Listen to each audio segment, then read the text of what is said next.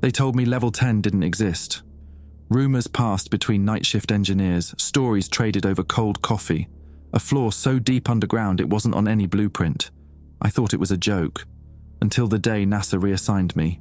No questions, no briefing, just an elevator ride down, deeper than I thought possible. When the doors opened, the air hit me first. It was colder than ice, metallic and damp, like a cave that had never been touched by sunlight. The halls stretched endlessly, white walls and steel doors marked with numbers that looked older than the base itself. But the real warnings weren't on the doors. They were carved into the paint, scratched by fingernails. Don't run. Don't scream. The silence was alive down there. Every footstep echoed too long, too loud, like the walls themselves were listening. Then came the sound, claws dragging slowly along the vents above us, deliberate, testing. We froze, rifles shaking in our hands. The thing wasn't hiding. It wanted us to know it was there. One by one, the lights flickered out, first the far corridor, then the next, then the next. Each time, closer. The sergeant whispered, "Don't break formation." His voice cracked. When I looked back, half the team was already gone, rifles still clattering on the floor, their owners vanished into the dark. And then I saw it. Just for a second. Taller than any man, limbs too long, moving on the walls like a spider. Its eyes didn't glow. They absorbed the light, drinking it until the hallway ahead was black as a grave. That was level 10. Not a storage floor, not a lab, a hunting ground. And once you're down there, it doesn't matter who you are, soldier, scientist, or something else. The only thing that matters is whether it chooses to let you leave. But I'm getting ahead of myself. Let me start from the beginning. 3 weeks ago, when I was still Dr. Jake Holbrook, atmospheric physicist at the Goddard Space Flight Center in Greenbelt, Maryland. Back when my biggest worry was calibrating satellite sensors and wondering if my ex-wife would ever return my calls about our son Tommy. I'd been analyzing anomalous readings from the James Webb Telescope, strange electromagnetic signatures coming from what appeared to be empty space near Jupiter's orbit. The data made no sense. Massive energy spikes appearing and disappearing in patterns that defied physics. My supervisor, Dr. Raymond Valdez, called it instrument malfunction. But I knew our equipment. These readings were real. That's when the men in black suits showed up at my office, not metaphorically. Actual black suits, earpieces, the whole damn stereotype. They didn't flash badges or introduce themselves. Just handed me a manila folder marked Classified Relocation, Project Nightcrawler, and told me I had 2 hours to pack. Pack for what? I asked. The taller one, pale skin stretched tight over sharp cheekbones, smiled without warmth. Extended assignment, Nevada. You'll like the weather. I should have refused. Should have called my lawyer, my congressman, hell, anybody. But the folder contained authorization signatures from NASA Administrator Harrison himself, plus a salary bump that would cover Tommy's college fund twice over. And buried in the fine print was a reference to the same electromagnetic signatures I'd been tracking. They knew about the readings. They'd been watching me. The flight to Vegas was silent. Military transport, no windows, no explanations. Just the hum of engines and the growing certainty that I'd just made the biggest mistake of my life. The Groom Lake facility looked exactly like every conspiracy documentary I'd ever seen. Flat desert, chain-link fences, and guard towers stretching to the horizon. What the documentaries didn't capture was the smell. Sage, diesel exhaust, and something else. Something chemical and wrong that made my sinuses burn. Welcome to nowhere, Doc. The driver, a thick-necked sergeant named Kowalski, pulled up to a concrete building that looked like a Soviet bunker. Home sweet fucking home. Inside, fluorescent lights buzzed over linoleum floors and government-issue furniture that probably hadn't been updated since the Carter administration. A heavy-set man in a lab coat approached, extending a meaty hand. Dr. Holbrook, I'm Dr. Gregory Steinberg, project coordinator. Sorry about the cloak and dagger routine, but what we're dealing with here requires discretion. Steinberg led me through a maze of corridors lined with motivational posters that felt deeply ironic given the circumstances. Your electromagnetic readings caught our attention. We've been tracking similar phenomena for 18 months. Similar how? Stronger, more frequent. And he paused at a security checkpoint where 2 guards scanned our badges. More localized. The elevator descended for what felt like forever. My ears popped twice. The floors were numbered down to sub-level 8, but the elevator kept going. When it finally stopped, there was no number on the wall, just a red light and the word "Authorized Personnel Only" stenciled in military block letters.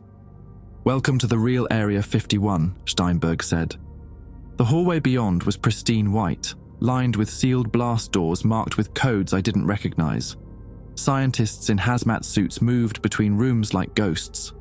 The air recycling system hummed constantly, a low mechanical breathing that never stopped. "We call it the Deep Lab," Steinberg explained as we walked. 9 sub-levels of the most classified research on Earth, black-budget projects that don't officially exist. We passed a room where technicians monitored banks of equipment I'd never seen before. Through the reinforced glass, I glimpsed something that made me stop walking. A containment chamber the size of a shipping container, filled with swirling darkness that seemed to bend light around its edges. "What the hell is that?" "That, Dr. Holbrook, is why you're here." Steinberg's voice dropped to a whisper. 3 weeks ago, we detected the first breach. Something came through. Something that shouldn't exist in our reality. He handed me a tablet displaying sensor readings that made my Jupiter data look like static. Energy spikes off the charts, gravitational distortions, and electromagnetic signatures that formed patterns, almost like a language. "We've lost contact with 2 research teams," he continued. "The last transmission from Team Beta was disturbing. Before you ask, yes, we have security footage. No, you don't want to see it yet." My hands trembled as I scrolled through the data. How is this possible? These readings suggest a tear in space-time itself. Exactly. And whatever came through is adapting to our environment faster than we can study it. That's where you come in. Your specialty in atmospheric analysis might help us understand how this thing interacts with our world. We stopped at a door marked Deep 9 Housing. Steinberg swiped his badge and gestured me inside. The room was Spartan, a narrow bed, metal desk, and a single window that looked out onto more concrete walls. "Get some rest. Tomorrow you meet the team. What's left of it anyway?" He started to leave, then turned back. "Dr. Holbrook?" A word of advice. "Down here, trust is a luxury we can't afford. The thing we're dealing with, it's intelligent. It learns. And it's very, very patient." Alone in the room, I sat on the bed and called Tommy on the secure phone they'd given me. His voice, excited about his baseball game, felt like a lifeline to the normal world. But as we talked, I noticed something that made my skin crawl. The fluorescent light above my bed flickered in a pattern. 3 long pulses, 2 short, 3 long again. SOS in Morse code. But there was no one else in the room, and the building's electrical systems were supposed to be isolated. After I hung up, the flickering stopped. I lay awake for hours, listening to the air recycling system and trying to convince myself the light malfunction meant nothing. But deep down, I knew better. Something was already watching me. Something that understood our signals, our technology, our fears. The darkness outside my window seemed thicker than it should be, pressing against the glass like a living thing. And for just a moment, I could have sworn I saw a reflection that wasn't mine. Tall, angular, with too many joints in all the wrong places. I closed the blinds and tried to sleep, but the rhythmic humming of the air system had changed. It sounded almost like breathing now. Deep, patient breaths of something vast and hungry, waiting in the walls around me. Tomorrow I would learn what they'd really brought me here to face. Tonight, I just prayed I'd live long enough to see my son again. The mess hall at 0600 hours was a graveyard of half-eaten breakfast trays and hollow stairs. I grabbed lukewarm eggs and burnt bacon, settling at a table where 3 men sat in uncomfortable silence. The kind of silence that comes after you've seen things that don't belong in this world. "You must be the new guy." The speaker was maybe 35, athletic build, with the kind of precise posture that screamed military background. "Lieutenant David Walsh, security detail. This is Dr. Anton Volkov, xenobiology, and Sergeant Tim Morrison, electronics specialist. Volkov looked like he hadn't slept in weeks. Dark circles under pale blue eyes, hands that shook slightly when he reached for his juice. Morrison was built like a linebacker but moved with surprising grace, constantly checking over his shoulder. "So," I said, cutting into the rubber they called eggs, "how long have you guys been down here?" "Too fucking long," Morrison muttered, then caught himself. "Sorry, Doc. This place gets to you after a while." Walsh leaned forward. "Steinberg give you the sanitized version yet? Missing teams, mysterious breach, all very scientific and controlled?" "Something like that." "Right, here's what he didn't tell you." Walsh pulled out a tablet, swiping to a video file marked Team Beta Final Transmission. This was recorded 4 days ago on Sublevel 7. The footage was grainy, shot from a helmet camera. I watched a team of 4 researchers move through a corridor I recognized, the same white walls and steel doors I'd seen yesterday. But something was wrong with the lighting. It flickered in patterns that hurt to watch, strobing between normal fluorescent white and something deeper, redder. "Jesus, the interference is getting worse," a voice said off camera. "Morrison, can you clean up the signal?" "Working on it. Whatever this thing is, it's screwing with our electronics in ways that shouldn't be possible. My equipment keeps recording sounds at frequencies that don't exist." The camera turned a corner, revealing a section of wall that had been modified. The pristine white paint was scored with deep gouges, forming intricate geometric patterns that seemed to shift and writhe when you looked at them directly. The patterns hurt my eyes, triggering a migraine that felt like ice picks behind my retinas. "Team leader to base," the voice continued. "We've reached the breach site. The alterations to the wall structure are extensive. Recommend immediate..." The transmission cut to static. When the image cleared, the camera was on the floor, angled upward. I could see legs running, hear screaming that sounded barely human. Then a shadow passed overhead. Something massive, multi-jointed, moving across the ceiling with impossible fluidity. The footage ended. "That was Dr. Marcus Reed's team," Walsh said quietly. "We found their equipment scattered across 3 different levels. No bodies, just pieces, small pieces." Volkov spoke for the first time, his accent thick with exhaustion. "The patterns on the wall, they are not random. There is intelligence behind them. Mathematics that follow rules we do not understand, but rules nonetheless. The thing learns," Morrison added. "Every time we send down a team, it adapts, gets smarter. First team went missing clean. No trace, no struggle. Second team triggered every alarm we had, like it wanted us to know what it was doing. By the third team..." He gestured at the tablet. "It was playing with us." I pushed away my untouched breakfast. "What exactly are we dealing with here? Some kind of interdimensional predator?" "We don't know," Walsh admitted. "Could be an alien scout. Could be something that leaked through from another reality entirely. What we do know is that it's territorial, highly intelligent, and it's been systematically mapping our facility. Every missing person, every breach, it's gathering intelligence." Steinberg appeared at our table like a bad omen. "Gentlemen, time to earn your paychecks. We've detected fresh activity on level 9. Dr. Holbrook, consider this your orientation." The elevator ride down was oppressive. Each floor we passed felt heavier, like descending into the depths of an ocean made of concrete and fear. Level 9 was darker than the upper floors, lit only by emergency lighting that cast everything in hellish red shadows. "The electromagnetic readings are off the charts down here," I said, watching my portable scanner go haywire. "It's like the air itself is charged with static electricity." "That started 3 days ago," Volkov explained, "along with temperature fluctuations and gravitational anomalies that make no sense. Something is happening to the laws of physics in this section." We moved through corridors that felt wrong, too long, too narrow, with corners that turned at angles that seemed geometrically impossible. The walls here weren't scored with patterns, they were covered in them. Intricate spirals and recursive shapes that seemed to pulse with their own internal rhythm. "Don't stare at them too long," Morrison warned. "They give you nosebleeds." The breach site was at the end of a corridor that stretched further than our flashlights could reach. The air here was thick, almost viscous, and it tasted of copper and ozone. At the center of the space was what could only be described as a wound in reality itself, a jagged tear in the air through which I could see nothing, not darkness, nothing, an absence so complete it hurt to perceive. This opened 18 months ago during a routine deep drilling operation, Steinberg explained. We were trying to access geothermal energy sources when we hit something that shouldn't exist. The drill punched through into elsewhere. As we watched, the tear pulsed like a heartbeat.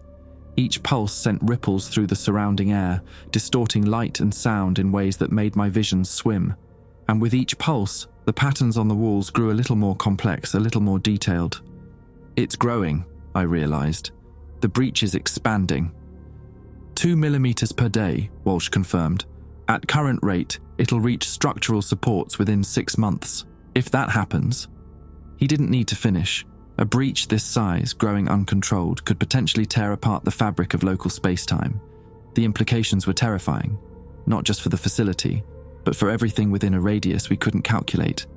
That's when I heard it, a sound like fingernails on metal echoing from somewhere deep within the tear itself. Deliberate, rhythmic, almost like Morse code. 3 long scratches. 2 short. 3 long. SOS. But this wasn't a distress call, it was a greeting. Something on the other side knew we were here, knew our language, our signals, and it was trying to communicate. Or maybe it was just fucking with us the way a cat plays with a mouse before the kill. The sound stopped abruptly, replaced by a silence so profound it made my ears ring. In that silence, I could swear I heard something else. Breathing that wasn't quite breathing, movement that wasn't quite movement. The sensation of being watched by something vast and patient and utterly alien. "We should go," Morrison whispered, his voice barely audible. "This place, it doesn't like visitors." As we retreated, I glanced back once at the tear in reality. For just a moment, I thought I saw something moving within that absolute darkness. Something that noticed me looking back. Something that remembered my face.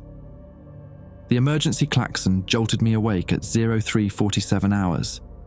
Red lights strobed through my quarters, casting shifting shadows that seemed to move independently of their sources. Over the intercom, Steinberg's voice crackled with barely controlled panic. "All personnel to emergency stations. We have a level 5 containment breach on sub-level 8. This is not a drill." I threw on my clothes and ran toward the elevator, meeting Walsh and Morrison in the corridor. Both men were armed with weapons I didn't recognize. Some kind of electromagnetic pulse rifles with crystalline power cores that hummed with dangerous energy. "What's a level 5 breach?" I shouted over the alarms. "It means something got out," Walsh replied grimly. "Something that shouldn't exist in our reality." The elevator descended past level 8, continuing down to what Steinberg called the deep lab. When the doors opened, the first thing I noticed was the smell. Ozone and burned plastic, mixed with something organic and wrong. The walls here were different, older, made of some dark metal that seemed to absorb light rather than reflect it. Level 8 was our primary research facility, Morrison explained as we moved through corridors lined with blast doors. They were studying samples extracted from the breach site. Tissue fragments, energy signatures, things that didn't conform to known physics. We reached a security checkpoint where Volkov waited with Dr. Patricia Keene, the facility's chief xenobiologist. Keene was a sharp-featured woman in her 50s who looked like she'd aged a decade in the past few hours. "Report," Walsh demanded. "Containment Unit 7 suffered catastrophic failure at 03:30, Keene said, her voice hoarse. "We were analyzing a cellular sample that appeared dormant. Then it activated. The sample began replicating exponentially, consuming the containment medium and somehow interfacing with our computer systems." She led us to an observation window overlooking what had been Laboratory 7. The room beyond was a nightmare of organic growth. What looked like black coral had erupted from the floor and walls, forming complex branching structures that pulsed with bioluminescent patterns. At the center of the growth, suspended like a spider in its web, was something that had once been human. "That's Dr. James Fletcher," Keane whispered. "He was trying to evacuate the lab when the growth reached him. It didn't kill him. It integrated him." Fletcher's body was still recognizably human, but wrong in fundamental ways. His limbs had been extended and repositioned, additional joints adding impossible flexibility. His skin had taken on a translucent quality that revealed the modified bone structure beneath. But the worst part was his face, still conscious, still aware, eyes tracking our movement with an intelligence that was no longer entirely human. "He's been trying to communicate," Volkov said. "The patterns of bioluminescence. They correspond to the electromagnetic signatures we detected at the breach site. It's as if the sample is using his nervous system as a transmission array. As if responding to our conversation, the organic growth pulsed brighter." Fletcher's mouth opened, but instead of words, a sound emerged that made my skin crawl. A harmonic resonance that seemed to vibrate through the building's structure itself. The lights flickered in response, and I felt something shift in the air pressure. "It's calling to something," Morrison realized. "The breach site. It's sending a signal." Steinberg's voice crackled over the intercom. "All teams to level 9 immediately. We're detecting massive energy fluctuations at the primary breach. Something's coming through." The elevator ride down felt like descending into hell. Level 9 was in chaos. Scientists running between monitoring stations, alarms screaming, and a sound like reality itself being torn apart, echoing from the breach chamber. "Electromagnetic readings are off the scale," I reported, checking my instruments. "Whatever's happening, it's affecting local space-time in ways that shouldn't be possible." We reached the breach chamber to find the tear had expanded dramatically. What had been a 2-meter wound in reality was now a gaping maw nearly 4 meters across. The edges crackled with energy discharges that left afterimages burned into my retinas. And through the tear, something was moving. "Jesus Christ," Walsh breathed, raising his weapon. "What is that thing?" The creature emerging from the breach defied description. It was roughly humanoid but wrong in every proportion. Too tall, too thin, with limbs that bent in directions that hurt to follow. Its skin was the color of deep space, seeming to absorb light while simultaneously reflecting patterns that existed in spectrums beyond human perception. Where a face should be was a collection of sensory organs that shifted and reorganized themselves as it moved. But the most disturbing aspect was how familiar it seemed. The way it moved, the tilt of its head as it surveyed the chamber. There was something almost human in its mannerisms, as if it had been studying us, learning our behaviors, preparing to mimic our form. "Fall back," Walsh ordered, but it was too late. The creature stepped fully through the breach and reality around it seemed to warp. The air became thick as honey, making movement sluggish and difficult. Our weapons discharged harmlessly, the electromagnetic pulses simply absorbed by the creature's strange hide. Dr. Keane was closest to the breach when the creature's attention fixed on her. It approached with fluid grace, extending what might have been an arm. The appendage split into dozens of hair-thin tendrils that penetrated her skin before she could scream. Her body convulsed as the tendrils spread through her nervous system, and I watched in horror as her eyes clouded over with the same translucent quality I'd seen in Fletcher. "It's not killing them," Volkov gasped. "It's converting them, using their biological processes to interface with our technology, our environment." The creature that had been Keane turned toward us, and when it spoke, the voice was perfectly human, perfectly familiar. "Dr. Holbrook, your atmospheric analysis intrigues us. Your mind contains patterns we find useful." I backed away, but the creature thing moved faster than physics should allow. Its voice continued, now layered with harmonics that seemed to come from inside my own skull. "We have observed your species for some time. Your wars, your technologies, your emotional responses. Fascinating, primitive, but adaptable." "What do you want?" I managed to ask. "Integration, evolution. Your reality is constrained, limited by crude physical laws. We offer expansion, transcendence. Your colleague Fletcher understands now, as will you all, in time." The creature gestured, and the breach behind it pulsed with renewed energy. More shapes moved in the darkness beyond, an entire army of things that had once been human, waiting for the signal to emerge. The conversion process is gradual, the keen thing continued conversationally. We preserve consciousness, personality, memory. You remain yourselves, simply, improved, enhanced, freed from the limitations of single-dimensional existence. Walsh made a break for the elevator, but the creature was already there, moving through space in ways that ignored distance and time. The tendrils found him before he could raise his weapon, and I watched another friend disappear into something alien and wrong. Morrison grabbed my arm. The emergency protocols. Steinberg has a nuclear failsafe. If we can reach the command center. But as we ran, I realized the horrible truth. The creature hadn't been hunting us. It had been herding us. Every missing team, every breach, every failed containment. It had all been preparation for this moment. We weren't researchers studying an alien threat. We were specimens being prepared for integration into something vast and patient and utterly beyond human comprehension. Behind us, the breach continued to expand, and more creatures began emerging from the darkness between realities. Each one bore the face of someone who had once been human, someone who had once been like us. Scientists, soldiers, civilians, all converted, all assimilated into something that defied every law of physics and biology I'd ever studied. The elevator doors closed just as tendrils reached for us, but I knew it was only a temporary reprieve. Whatever these things were, wherever they'd come from, they weren't just invading our reality.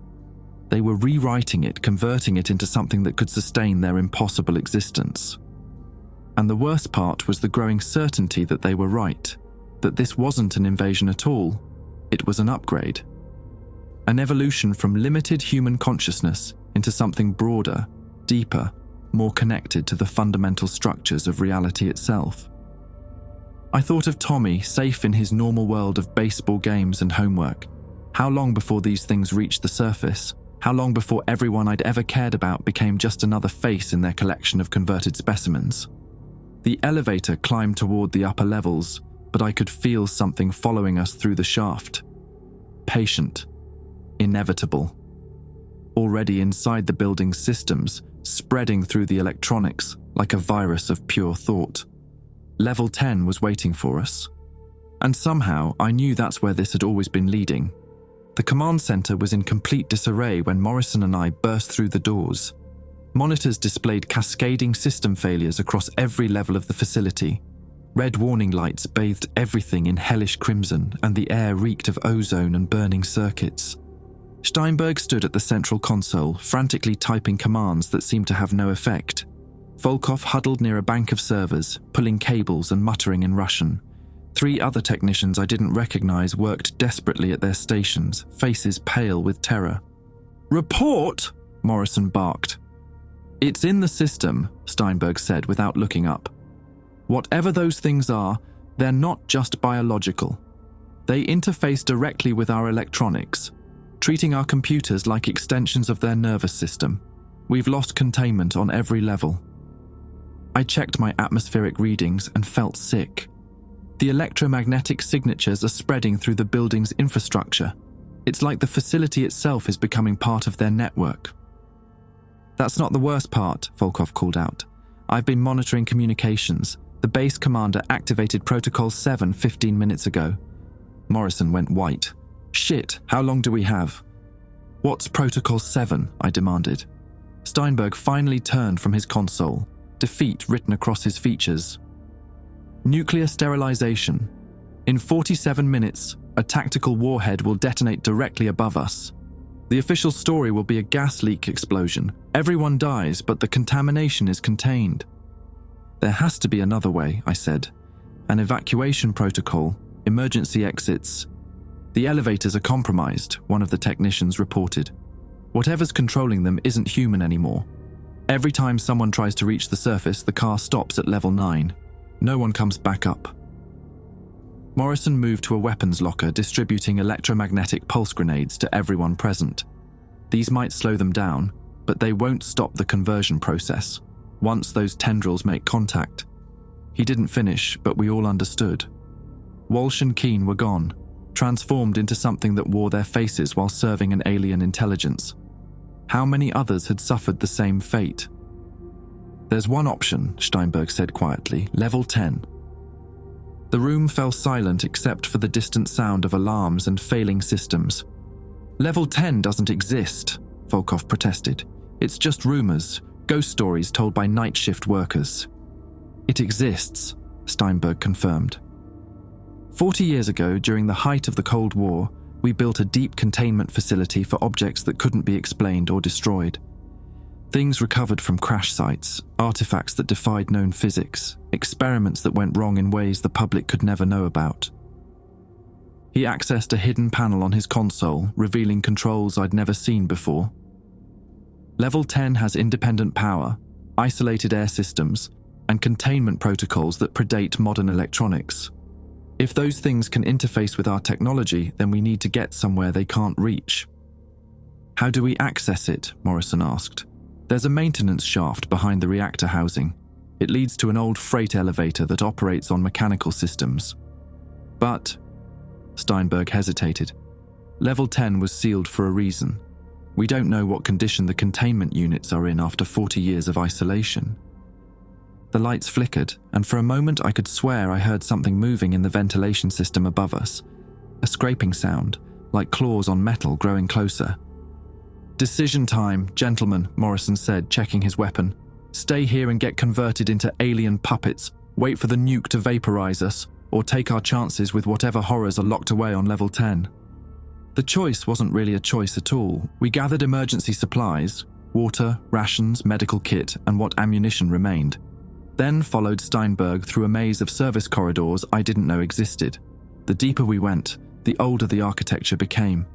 The clean white walls gave way to raw concrete and exposed pipes, like traveling backward through decades of construction. "This section was built in 1962, Steinberg explained as we crawled through a maintenance tunnel barely wide enough for our shoulders. "Back when the government was more concerned with containing threats than studying them." Behind us, I could hear the sound of pursuit. Not footsteps exactly, but something that moved with deliberate purpose through the facility's infrastructure. The converted humans, or whatever they'd become, were tracking us through the building's systems, following electrical signals and heat signatures we couldn't hide. We reached a junction where the tunnel opened into a circular chamber dominated by an ancient freight elevator. The machinery was massive, mechanical, operated by counterweights and hydraulic systems that looked like they belonged in a Victorian factory. But it was functional, isolated from the facility's compromised electronics. "This will take us directly to level 10, Steinberg said, working the manual controls. "But understand, once we go down there, we're committed. The elevator can't be operated from below. If something goes wrong, there's no way back up." The elevator descended slowly, groaning and clanking with every foot of travel. Through the metal grating, I watched rough-hewn rock walls slide past. We were going deeper than any official blueprint showed, deeper than the facility's foundation should allow. "How far down is level 10?" I asked. 200 meters below the official bottom level, Steinberg replied. "Deep enough that nuclear detonation won't penetrate the rock strata above us. We'll survive the blast, assuming the facility's collapse doesn't flood us with radioactive debris." "Assuming a lot of things," Morrison muttered. The elevator shuddered to a stop with a mechanical thud that echoed through the darkness. Steinberg opened the gate, revealing a corridor carved directly from living rock. Emergency lighting strips provided minimal illumination, casting deep shadows between heavy steel doors marked with symbols I didn't recognize. "Welcome to level 10, Steinberg said. "Officially, this place was decommissioned in 1987. Unofficially, it was never decommissioned. Just abandoned." We moved through the corridor, past containment units that had been sealed for decades. Through reinforced viewing ports, I glimpsed horrors that defied classification. Objects that seemed to exist in multiple dimensions simultaneously. Organic masses that pulsed with their own internal rhythms. Machines that operated according to principles that violated every law of physics. "What is all this?" Volkov whispered. 40 years of mistakes, Steinberg replied. "Every time we found something we couldn't understand or control, it ended up down here, permanently contained, permanently forgotten. We reached a central chamber where banks of monitoring equipment hummed with ancient power. The air here was stale but breathable, filtered through systems that operated independently of the facility above. For the first time since the crisis began, I felt like we might actually survive. That's when the lights went out. Emergency illumination kicked in, bathing everything in blood-red shadows and in that crimson darkness. Scratched into the rock walls, covering every available surface, were the same geometric patterns we'd found near the breach site. "These markings," I said, running my fingers over the carved stone. "They're identical to what we saw on level 9, but they're old, decades old." Steinberg's face had gone ashen. "That's impossible. The breach only opened 18 months ago." "No," Volkov said quietly, examining the patterns with growing horror. "The breach didn't open 18 months ago. It reopened. This has happened before." The realization hit us all simultaneously. The creatures emerging from the tear in reality weren't invaders from another dimension. They were escapees, prisoners returning to complete a job they'd started 40 years ago. Level 10 wasn't our sanctuary. It was ground zero for an invasion that had been in progress for decades, hidden beneath layers of classification and denial, and we just locked ourselves in with whatever they'd left behind. In the distance, something began to move among the containment units, something that had been waiting patiently for fresh specimens to complete its work. The nuclear detonation couldn't come soon enough. The sound came from Containment Unit 7, a rhythmic tapping that echoed through the chamber like a heartbeat made of stone and metal. Morrison raised his weapon, but Steinberg held up a hand. "Wait, that unit has been sealed since 1962. Whatever's in there can't get out." "Famous last words," Morrison muttered, but he lowered his rifle. I approached the viewing port cautiously, wiping away decades of dust and grime. Inside the cell was a figure that had once been human, a man in a lab coat that looked like it belonged in the Kennedy administration. But his body had been modified.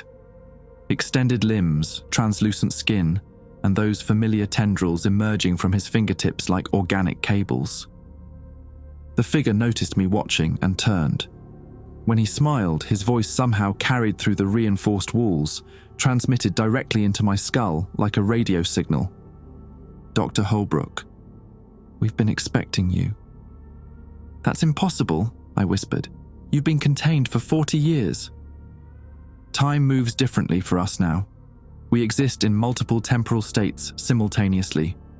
Your arrival was always inevitable, just as your conversion is inevitable."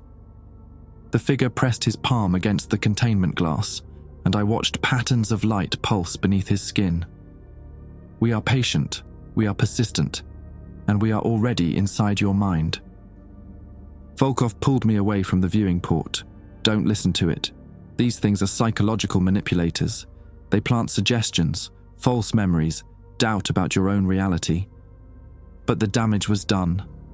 I could feel something shifting in my thoughts, like a whisper at the edge of perception.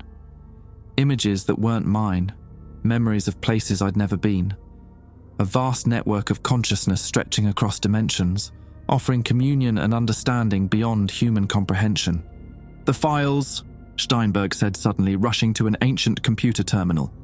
"There should be records from the original containment. We need to understand what we're dealing with." The terminal flickered to life, displaying green text on a black screen. As Steinberg navigated through decades-old databases, the full scope of the horror began to emerge. "Project Convergence," he read aloud. "Initiated 1961 following recovery of unknown artifacts from a crash site in the Nevada desert. Primary researcher, Dr. Marcus Reed." "Reed?" Morrison looked up sharply. "That's the same name as the team leader who went missing last week." "His son," Steinberg confirmed. "The military has been recruiting family members of original project personnel for 40 years. They knew this day would come." The files revealed the truth in clinical, bureaucratic language that somehow made it more terrifying than any horror story. The crash site hadn't been extraterrestrial. It had been temporal, a research station from humanity's own future where we had already been converted and integrated into something beyond recognition. The creatures aren't aliens, I realized. They're us. They're what humanity becomes. The temporal breach created a causal loop, Volkov said, studying the data. Future versions of ourselves, converted and enhanced, came back to ensure their own creation. They're not invading our timeline. They're preserving it. More containment units began to activate around us. Lights flickered on behind reinforced glass, revealing dozens of figures in various stages of conversion. Scientists from the 1960s, soldiers from the 1970s, civilians who had stumbled into classified research zones over the decades. All transformed, all waiting. How many? Morrison asked. 47 confirmed specimens, Steinberg replied, plus 18 researchers who were converted during the original containment efforts. The tapping sound multiplied, became a symphony of fingernails and claws against metal and glass. The creatures were communicating with each other, coordinating through frequencies that made my teeth ache and my vision blur. They're trying to synchronize, I realized, create a resonance pattern that will destabilize the containment fields. How long do we have? Morrison asked. At current rate of harmonic buildup, maybe 10 minutes before the first units fail. Steinberg was frantically searching through more files when he stopped, his face going pale. There's a protocol, emergency conversion prevention. If containment fails, there's a way to temporarily disrupt their coordination network. What kind of way? Morrison demanded. Electromagnetic pulse, but not from weapons, from the facility's own power grid. We can overload every system on level 10 simultaneously, create a feedback loop that should scramble their neural interfaces. Should? Volkov asked. The calculations are 40 years old. The creatures have had decades to adapt, evolve, improve their resistance to our countermeasures. The first containment unit failed with a sound like breaking glass and screaming metal. The figure I'd spoken to earlier stepped out of his cell, moving with fluid grace that defied human anatomy. When he looked at us, his eyes reflected light that shouldn't exist. Dr. Holbrook, he said, his voice now coming from multiple sources simultaneously. You understand atmospheric physics. You know that pressure differentials seek equilibrium. Our two realities are simply achieving balance. More units began to fail. Creatures that had been human poured out of their cells, each one bearing the face of someone who had once been like us. Scientists, soldiers, civilians, all converted, all part of something vast and interconnected. Morrison opened fire, but the electromagnetic pulses passed harmlessly through the creature's modified physiology. They weren't entirely physical anymore, existing in a state that bridged multiple dimensions of reality. The overload protocol, I shouted to Steinberg. Do it now. I need 5 minutes to route power from the emergency systems. We don't have 5 minutes. The creatures were advancing in perfect coordination, moving like fingers of the same vast hand. As they approached, I could feel their influence pressing against my thoughts, offering integration, evolution, freedom from the constraints of single-dimensional existence. Part of me wanted to accept. The rational part, the scientist part, recognized the elegance of their solution. Why struggle with the limitations of human consciousness when something greater was being offered? Why cling to individual identity when collective awareness promised so much more understanding? Jake! Morrison's voice cut through the mental fog. Stay with us! I shook my head, fighting against the creeping certainty that conversion was not only inevitable but desirable. How do we fight something that exists in our minds as much as in physical reality? Pain, Volkov said suddenly. He pulled out a combat knife and drew it across his palm, blood dripping onto the ancient floor. Physical trauma disrupts their neural interface. They can't fully connect with minds experiencing acute sensory input. Morrison understood immediately, using his knife to cut a shallow gash across his forearm. The approaching creatures faltered slightly, their synchronized movement becoming erratic. It's working, Steinberg called out, still frantically working at the power controls. Their coordination is breaking down when they encounter traumatic sensory data. I followed their example, cutting my hand deep enough to generate sharp, constant pain. The whispers in my mind receded, replaced by clear, human thoughts. The creatures couldn't complete the conversion process while our nervous systems were flooded with trauma signals. But it was a temporary solution. Already, I could see the creatures adapting, their forms shifting to accommodate the new challenge. They were learning, evolving in real time to overcome our desperate countermeasure. Power rerouting complete, Steinberg announced, initiating overload in 3, 2, 1. Every light on level 10 blazed with impossible brightness. The air itself seemed to catch fire as electromagnetic energy cascaded through the facility's systems. The creatures screamed, not with voices, but with harmonics that shattered monitoring equipment and cracked the reinforced glass of their containment units. For a moment, the network connecting them collapsed. 40 years of patient coordination dissolved into chaos, as individual consciousness reasserted itself in minds that had forgotten what it meant to be alone. But the moment passed, the emergency power systems failed, plunging us into darkness broken only by the bioluminescent patterns pulsing beneath the creature's translucent skin. And in that darkness, the overload hadn't just disrupted their network, it had sent a signal through the temporal breach, a beacon that would guide more of their kind back to our timeline. We hadn't stopped the invasion, we'd just accelerated it. Above us, the nuclear warhead was still counting down. In the darkness around us, creatures that had once been human were recovering from the electromagnetic assault, their coordination already beginning to re-establish itself. And somewhere in the deepest part of my mind, I could feel something new taking root. A presence that whispered of evolution and transcendence, of joining something larger than individual human consciousness. The conversion process had begun, and part of me no longer wanted to fight it. The bioluminescent patterns under my skin started as tiny pinpricks of light, barely visible in the darkness of level 10. I pressed my palm against the cold stone wall, watching the alien circuitry. "How long?" Morrison asked, keeping his distance. "Maybe an hour before it reaches my brainstem," I replied, surprised by how calm I sounded. "The conversion process is slower when the subject is aware of it happening. Consciousness creates resistance." "Then we use that," Volkov said, checking his watch. "Nuclear detonation in 18 minutes. If we can maintain cognitive barriers, keep you human long enough." "Long enough for what?" I laughed, and the sound carried harmonics that shouldn't exist in a human throat. "To die in atomic fire, to let this contamination spread to the surface when the next team inevitably comes looking for survivors." Steinberg emerged from behind a bank of monitoring equipment, his face grim. "I've been studying the temporal data from the original breach. The time loop isn't stable. Each iteration creates small variations, tiny changes that accumulate over decades." "What kind of changes?" Morrison demanded. "The creatures are evolving, learning from each cycle, becoming more efficient at conversion, more resistant to our countermeasures. This iteration, the version we're facing now, is significantly more advanced than what the original researchers encountered in 1961. I could feel knowledge flooding into my consciousness that had never been mine. Technical specifications for technologies that wouldn't be invented for centuries.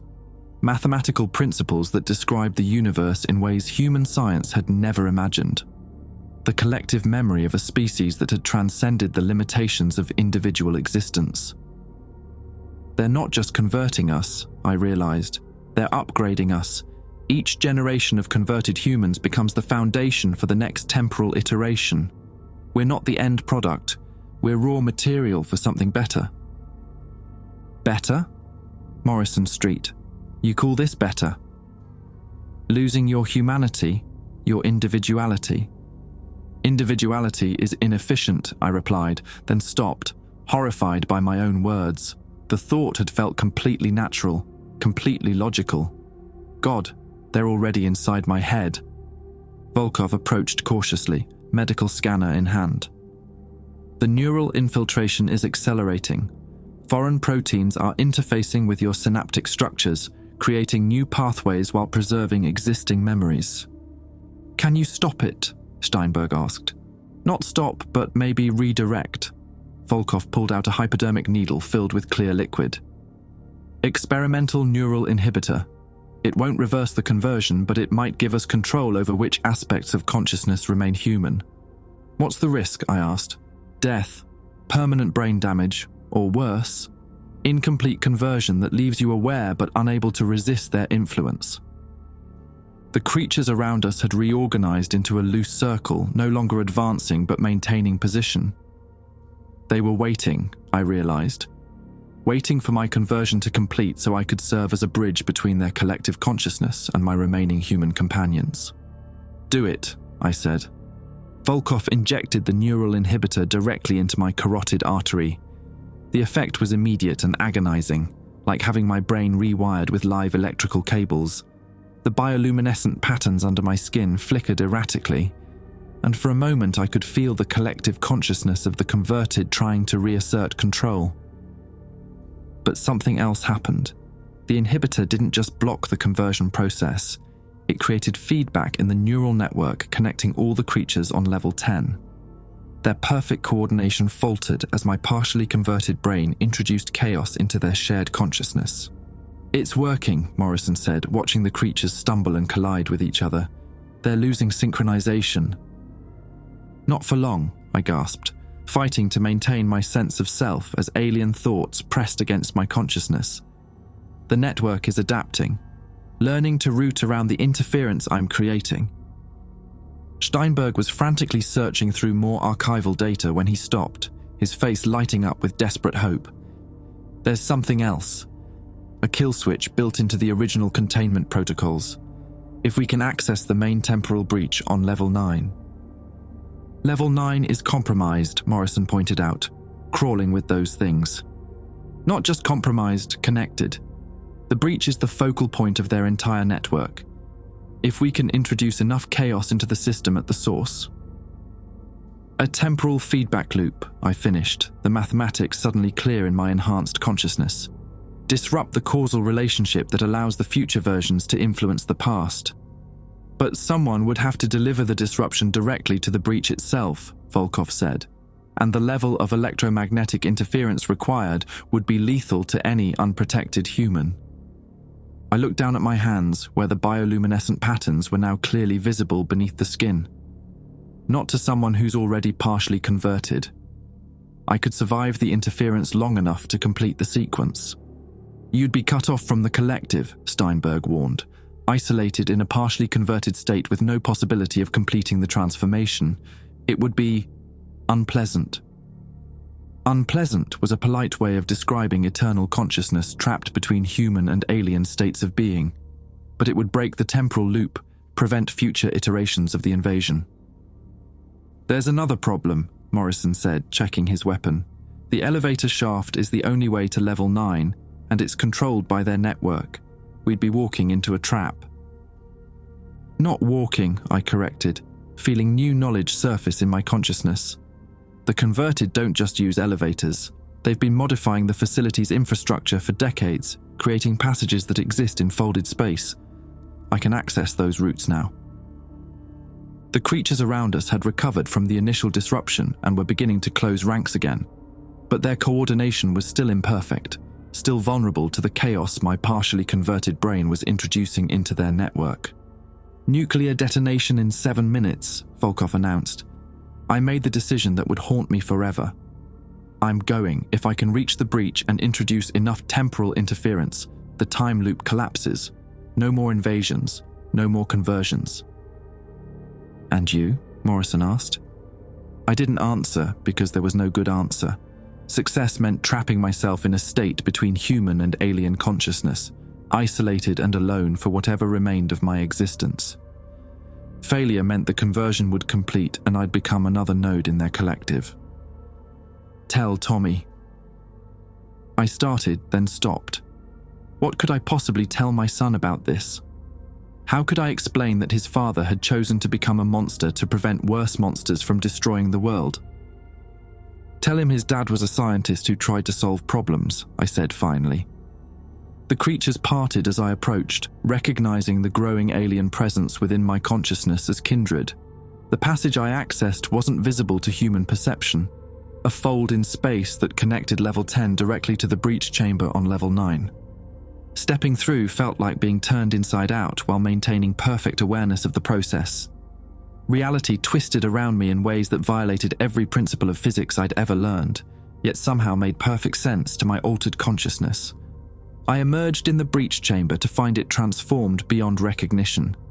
The tear in reality had expanded to encompass most of the room, and through it, I could see the vast network of converted consciousness that spanned multiple timelines. Future versions of humanity, each one more advanced and less recognizably human than the last. At the center of it all was a figure I recognized, myself, decades in the future, fully converted and integrated into something that barely remembered what individual consciousness felt like. "You understand now," the future me said without moving his lips, communication occurring directly through the neural network. "This is not destruction. This is evolution. Humanity's next step." "Humanity's extinction," I replied, approaching the breach with the electromagnetic disruptor Steinberg had given me. "Extinction of limitations. Extinction of loneliness. Extinction of the barriers that prevent true understanding." I could feel the truth of his words resonating through the collective consciousness. The converted weren't monsters. They were humanity perfected, freed from the constraints of individual identity and biological mortality. But they were also no longer human in any way that mattered. The disruptor activated with a sound like reality tearing itself apart. Electromagnetic chaos flooded the breach, severing the connections between past and future that allowed the time loop to exist. The collective consciousness screamed as decades of careful temporal manipulation collapsed into quantum foam.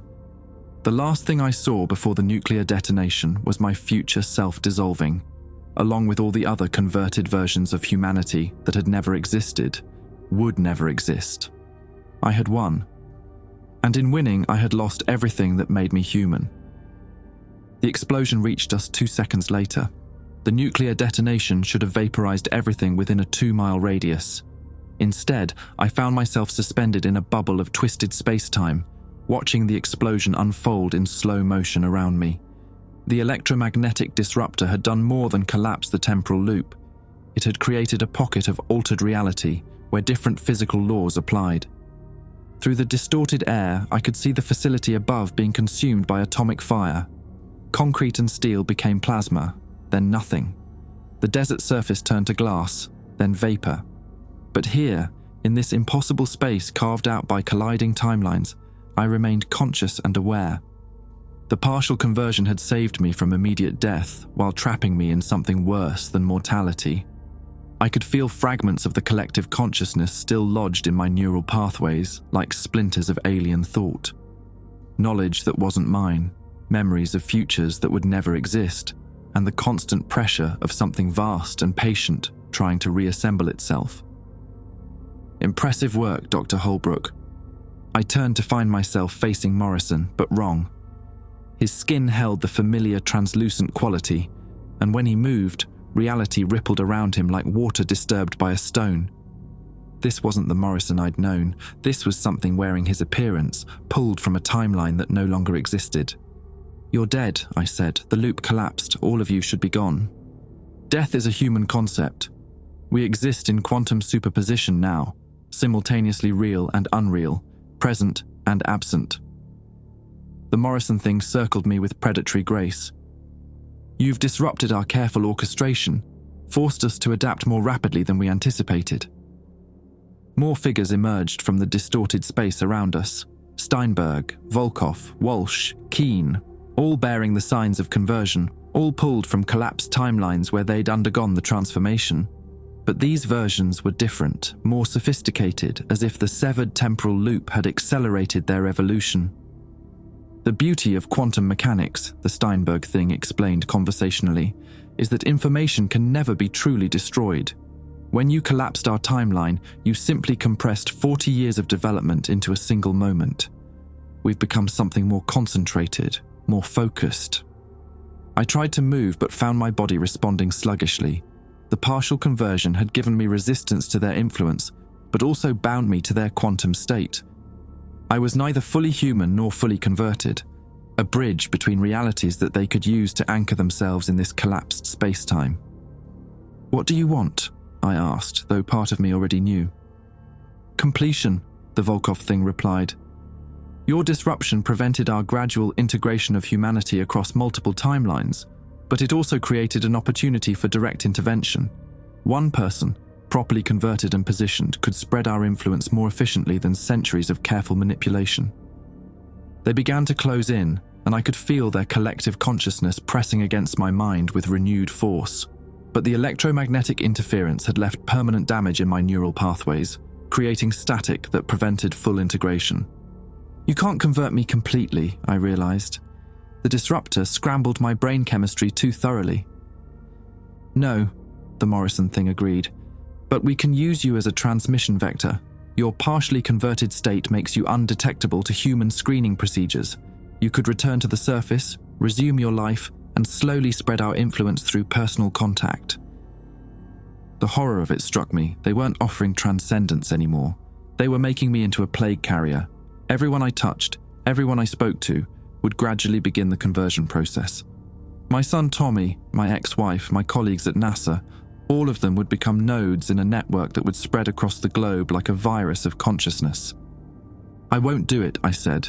You don't have a choice, the keen thing replied. The partial conversion has already begun modifying your physiology. Your breath carries converted proteins. Your skin secretes modified pheromones. Simply being near other humans will initiate their transformation. I could feel the truth of their words in my altered body chemistry. The conversion process hadn't stopped when I activated the disruptor. It had simply changed direction, turning me into a weapon instead of a victim. There is another option, the Walsh thing said, its voice carrying harmonics that bypassed my conscious mind and spoke directly to my hindbrain. Complete the conversion willingly, join us fully, and we can offer you something precious in return.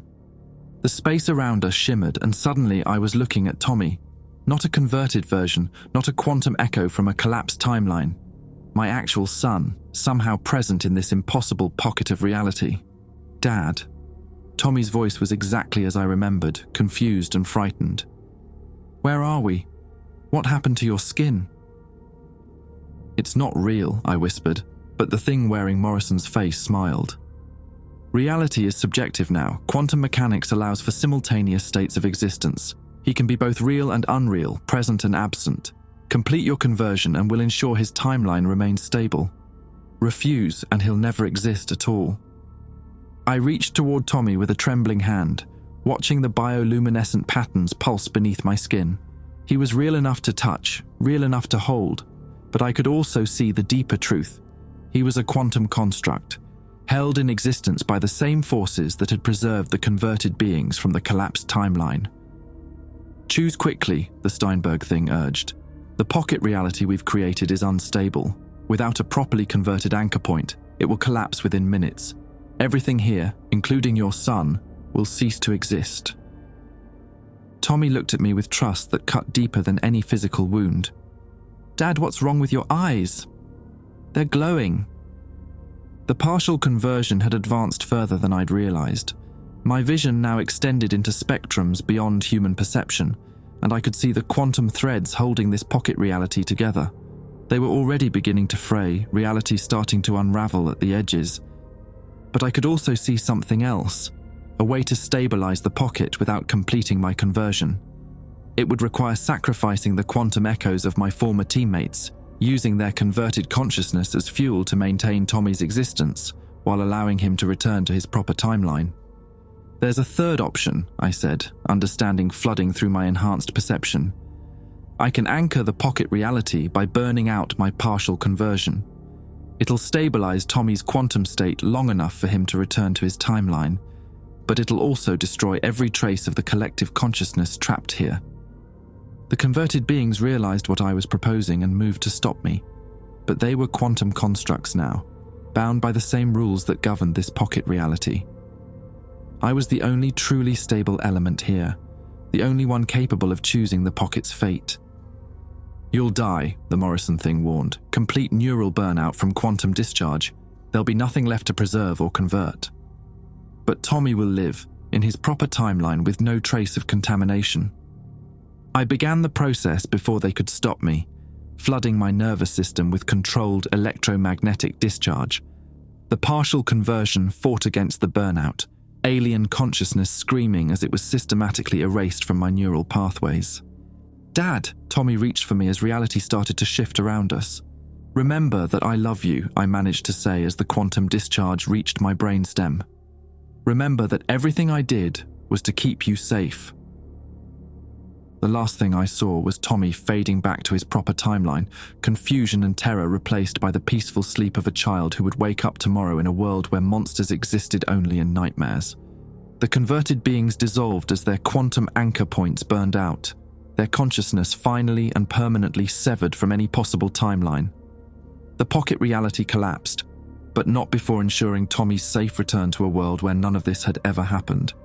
I felt my consciousness fragmenting as the neural burnout reached critical levels. Human thoughts, alien knowledge, and quantum awareness all dissolved into static. But in those final moments, I experienced something unexpected: peace. The torment of partial conversion, the pressure of alien thoughts, the guilt over what I'd almost become, all of it faded into quiet emptiness. The explosion that had begun minutes ago finally reached the pocket reality, and this time there was no protection from the laws of physics. Atomic fire consumed everything, erasing the last traces of the failed invasion. But somewhere, in a timeline that remained untouched by temporal manipulation, a boy named Tommy would grow up never knowing how close he'd come to losing his humanity, never knowing that his father had chosen to become something monstrous to ensure his son remained human. The desert turned to glass and silence returned to level 10. Tommy Holbrook graduated summa cum laude from MIT with a degree in theoretical physics, just like his father would have wanted. He kept Dad's picture on his desk throughout college, the official NASA portrait where Jake looked proud and confident, back when atmospheric analysis was just a job and not a death sentence. Mum remarried when Tommy was 16, a good man named Paul who taught high school chemistry and never tried to replace the father Tommy barely remembered. But sometimes, late at night when he was working through quantum mechanics problems, Tommy would catch himself thinking about things that felt too advanced for his education level. Mathematical concepts that seemed familiar despite being completely new, as if someone had whispered the answers in his dreams. He never pursued those thoughts too deeply. Something about them felt dangerous. The official story was simple enough. Dr. Jake Holbrook died in a laboratory accident at the Goddard Space Flight Center. Gas leak, explosion, tragic loss of a promising researcher. The closed casket funeral was attended by NASA colleagues who spoke about Jake's dedication to science and his love for his son. Tommy kept his father's research notebooks, though most of the electromagnetic data made little sense. Just pages of sensor readings and atmospheric calculations that seemed to track nothing. Empty space near Jupiter's orbit where Dad had apparently detected impossible energy signatures. Those readings stopped on March 13th, 2024. The last entry was a single line. They're watching. They know. After college, Tommy took a position with the Space Weather Prediction Center in Boulder, Colorado. His specialty was monitoring electromagnetic anomalies in near-Earth space, solar flares, cosmic ray events, satellite interference. Routine work that his father would have found boring compared to the deep space mysteries he'd been chasing. But sometimes, usually during the late-night shifts when the facility was nearly empty, Tommy would detect readings that reminded him of Dad's old research. Brief spikes of organized electromagnetic activity that seemed to originate from nowhere, forming patterns too complex to be natural interference. His supervisor, Dr. Rebecca Tran, told him it was probably just satellite debris or classified military testing. "Don't chase ghosts, Tommy. Your father's work was brilliant, but he was tracking instrument malfunctions, not alien signals." Tommy wanted to believe that, but the patterns kept appearing, always lasting exactly 47 seconds, always displaying the same mathematical structure, like a signal trying to break through from somewhere impossibly distant. 3 years into his career, Tommy received a package with no return address. Inside was a USB drive containing files labeled Project Nightcrawler, Personal Archive, J. Holbrook. Most of the data was encrypted beyond his ability to decode, but one video file opened normally. His father's face appeared on screen, but wrong somehow. The skin looked translucent, and there were patterns of light moving beneath the surface that hurt to look at directly. When Jake spoke, his voice carried harmonics that made Tommy's teeth ache. "If you're watching this, it means the timeline stabilized. You're safe, Tommy. You're human. And that's the most important thing I could ever give you." The video was corrupted after that, fragments of image and sound that didn't quite make sense. But in the static, Tommy could swear he heard his father's voice one last time. "Don't look for me in the signals. Don't try to find what I became. Just live and be happy and never forget that some doors should stay closed." Tommy deleted the file immediately, but he couldn't delete the certainty that his father had died protecting him from something vast and patient and utterly inhuman. Something that still sent signals through the quantum foam, searching for a way back to our reality. He stopped monitoring the deep space frequencies after that. Some patterns were too dangerous to recognize, some signals too risky to decode. Instead, he focused on solar weather and terrestrial phenomena. Safe research that couldn't accidentally open doors between dimensions. But late at night, when the monitoring equipment registered those brief electromagnetic spikes that lasted exactly 47 seconds, Tommy would whisper a prayer to his father's memory and manually delete the data before anyone else could see it. The universe was vast and full of wonders that humanity wasn't ready to understand. His father had learned that lesson in the most brutal way possible, sacrificing everything to ensure his son would never have to face the same choice. Tommy Holbrook lived a normal life, married a teacher named Lisa, had 2 children of his own. He never told them about their grandfather's real work or the reason their family name appeared on certain classified databases. He just loved them, protected them, and made sure they grew up in a world where monsters existed only in movies. Sometimes, when he tucked his daughter Sarah into bed, she would ask about the man in the NASA picture on Tommy's desk.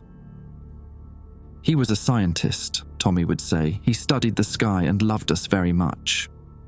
It was the truth, just not all of it.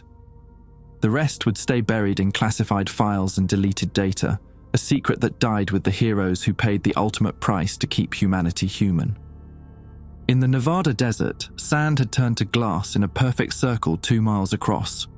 The official explanation involved underground nuclear testing, routine operations that required no public discussion. But sometimes, during the deepest part of winter nights when the air was still and clear, that glass would emit a soft humming sound that resonated at frequencies just below human hearing. The sound of doors staying closed,